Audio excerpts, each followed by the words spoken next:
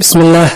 مقعي وعبدقنا وفارح halkan waxaan ku duubayaa maanso cusub oo leeyahay waana maansadan waa qisad dhab ah oo ku dhacday nin saaxiibkay ah. maansada waxay leedahay sanatan daahiro nin daganow dawada caashaqa nin bay daawo u tahay nin bay dacariyo diin sacabsiisa ruux ku doortay adoo diiday midka danaystay hadaa doontay dooqii jaceylka daraad xumaaday hadaa dariiqii dib u danaysay daqarkii shalay adoon ka dawoowin hadaa dab kala dalaq tiraahdo midkuu daranayo midku dagay dadkaba kala dareemin adaa isduleeyo isku darnaaday dunidaba dacarahee ninkii duunya dhaqaba marbuu daciif noqdaa kii saboo lahaana marbuu daare dhistaa ha ku degdegin ruuxaan dabiibkuu noqon karin deganoo walaalkayow dareen galgacayl wataa marbuu ku daba luudiyaa ruuxaan garashada lahayn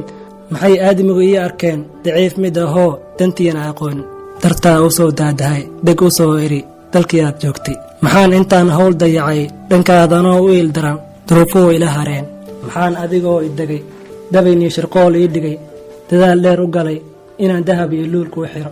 maxaan dardhadoo isiri jacayl ka weyn malaha dunbaa ku haysa dadkayga maxay dabiib ila raadiyeen intuu digtoor daawo qoray ii yidhi duhur iyo habeen dalamkasi maxaan rajo daalaacdoo dulqaad iyo samar ku jaray adigaa iga dardoorsaday jacaylkii daadisee allah daa inaan baryaa haddaa darsin umadahayo dhashaa daraankii u kala dar wabilaahi towfiiq.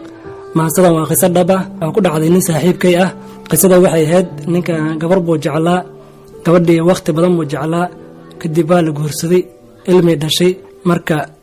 ninkii wuxuu arkay gabadhu ilmahood laba cunug wadato u arkay. marka maansadan saasay ku imaado waa qiso dhab ah waa markuu leeyahay adigaa iga daldoorsado jacaylkii daadisee allah daa inaan baryaa haddaa darsan ubadda ha dhasho inuu mar kale u kala dar. maansadan anaa tiriyey aniguna magacay waa cabdiqani oo faarax wabilaahi towfiiq.